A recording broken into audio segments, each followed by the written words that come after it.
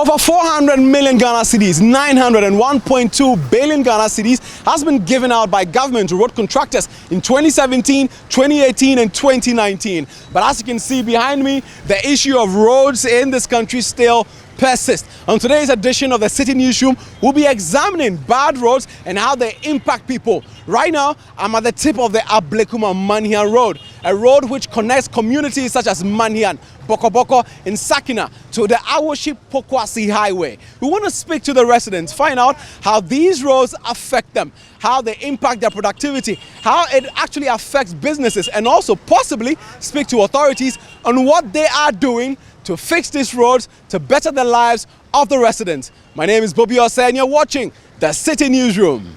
Alright, so we're still on the Citi Newsroom trying to assess the nature of the Ablekuma Curve to Manhean Road. Absolutely terrible. If you look behind me, cars are, struggling to move on this road. And I have two gentlemen here to speak about the nature of the road, what they think needs to be done and what actions the people who live around this side are taking. 3 days or 1 week ago, where my wife was about to deliver, it took me a very hectic for me to take her to the community hospital here at Manhean, at the Odumai. Yeah. If you are carrying a pregnant woman who is ready to labor, in fact, it is very terrible and horrible. And meanwhile, they are complaining that this route has been already constructed. And come and see how people are suffering over here. In fact, if the government couldn't do anything about it, we are going. It is so many demonstrations that have been taking place over here. We've taken about 3 or 4 demonstrations here, and the military people, they come here and arrest those who are helping us to demonstrate, then harass them here and all horror. So now you plan to start it again. Now you plan to start it again. When? So Saturday it will come on. Saturday. This Saturday, if you didn't hear anything before Saturday, the government will see us. Wow. Behind me you can see, cars moving up and down. You see, some motorbikes, some trotros, some rides. But then also you see a lot of cars parked by the road being fixed. Now, see a gentleman here, essentially, he has been here for days. I'm going to speak to one of them. He was here last night trying to fix his car. He's been here for more than 4 hours, still trying to fix his car because apparently a lot of issues. So many issues. Senior, what's your name, sir? I'm Nanaya Wasari. Nanaya. And what exactly are you doing here? Well, I'm at shop. Okay. Because of the road disadvantage. Okay. Can you? My camera people would like to. Okay. My people at home would like to see you. Yes, because of the road disadvantage of the road, my spring just break yesterday. It's almost 400 cedis. Okay. Okay. Yeah, and I'm able to buy it today, and moreover to the tank also got spoiled. Leakage of car tank. Wow. And I want to have removed to the shop master and they finished repairing it. A lot of problems. Yeah, a lot of problems. How long have you been driving on this road? Oh, it's almost 5 years now. So there you have it. And we're going to go back there. I have a gentleman right there behind me who's trying to fix a part of his car that is destroyed. Wow, this is amazing.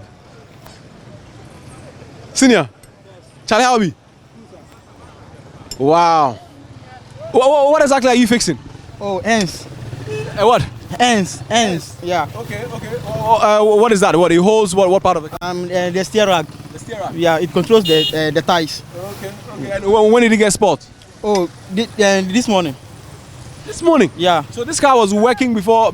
Yes. Just this road. It spoils a lot of people's cars a lot. Wow. So they need to fix this road before it gets to election time. If not, we won't vote. Really? Yeah. So how long have you been working on this road? When I came here, it's not quite long. Okay. 1.5 years now. 1.5 years. Yeah. But what I've experienced on this road is not good. So there you have it, the connection between bad roads and elections. They believe that the only way that the government will listen is if they, decide not to vote or vote against whoever, is in power or is able to, help fix their roads. There's a running theme.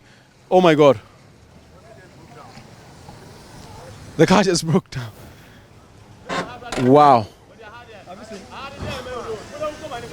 The car literally just broke down. It's a Hyundai, truck. I think it's conveying some drinks of some sort. And I'm just going to try and get close to it. Senior, what's up? What's the problem?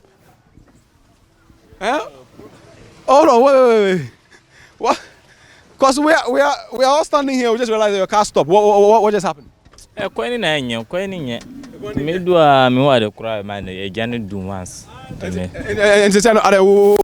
Bobbie this is here? Who try say ebe start here now? Try. So he's going to try and see if his car would start. The thing just broke down. Is it working? No, it's not working. Ooh. Wow. Good Lord, he has no idea what the problem is. But this typifies the experience of a lot of drivers on this particular stretch. You just never know when the car would break down. You buy whatever it is that you buy, and then you're driving. Your car will just break down just like that. Now he has a number of goods that he's trying to transport, which means that he might possibly miss a delivery date. I have no idea, but it just goes to show you that the roads really are affecting the vehicles that ply this route, and also affecting the people who work on this route, the people who actually have businesses in this particular area, and it's just unbelievable. There's so many communities on this particular Ablekuma and Manhean road. You find a lot of communities. This particular road actually joins the Awoshi-Pokwasi highway. So, it serves as an area where people, have the residencies, have businesses, have shops, and many other things. You're still watching the Citi Newsroom, and today we are trying to put the focus on the state of our roads. My colleague, Fremedu Nyame, is also, in other parts of the capital trying to assess the nature of some roads here. My gentleman I see is still trying hard to get his car started. It is still not starting. We have no idea. Is it the engine? Is it the battery? What exactly is it? Senior. And he's so he's gonna go over and see if he can get a fitter to come and help him start his car. So hundreds of thousands of residents live by the Manhean Ablekuma road. We're going to see if we can speak to some of them. Senior, hi. How you doing, sir? All right, let's try and see if we can speak to him. Yes. How you doing, sir? How are you? Not too bad. Good. What's your name, sir? Abdurrahman. And where do you live? I live in Odoman here, in the village here. What's the name of the place again? Odoman. Odoman? Yes. Wow. Yes. Yeah. Wow. So, we're seeing a lot of cars struggling, and also, just watching from, your experience, how is it like traveling on this road using the Okada? It's like going to hell. It's very, very bad. This is the worst. I've been here for 20 years or so, and I think this is probably the worst I've seen it. I think the government should try and help us. Everybody's struggling, business, the children going to school. Everybody's having problem with this road. We need to, really do something about it. Wow, you've been here for 20 years. Where are you from? I'm from Jamaica originally, but I live in London. Oh, wow. Yeah. You've been in Ghana for 20 years. Why did you decide to move here? Oh, I'm from Jamaica. I'm a Ghanaian. I just love Ghana. Wow. And it's part of prophecy. So we're coming back to join our brother to learn from you. And but the road is very bad. Actually, the government need to do something. Well, for some people, they use this road as an area where they work. I have one gentleman here who drives what is popularly known in this part as Pragya. Senior, what's your name? Yeah, I'm Michael. Michael. Yeah. And how long have you been, working as a Pragya driver? Apparently, I've been working here for almost a year. A year. Yeah. Now, your road. Tell me about it and how it affects your work. There's a lot because riding on this road, it's very tedious. Yeah, number one, the road is not good at all. And you go up and down. After the day, when you wake up, you realize your machine has developed another fault.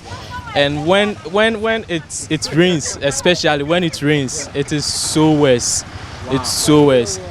We don't even know whether there's an MP here or there's no MP here because this thing has been there for such a very long time. And what we've realized is when politics, when we get to politics, when it's for elections, you realize they just come here and do some level the road and that's all. But we don't see any improvement. It's the same thing, just to deceive us. And when it rains, then the whole thing comes back to it. That's it. So we are making our way to what they call a dam. I mean, essentially stretches. Whew, my oh my, it's huge. I mean, if you have a saloon car, do not attempt to actually use this road because you'll be stuck. I mean, wow.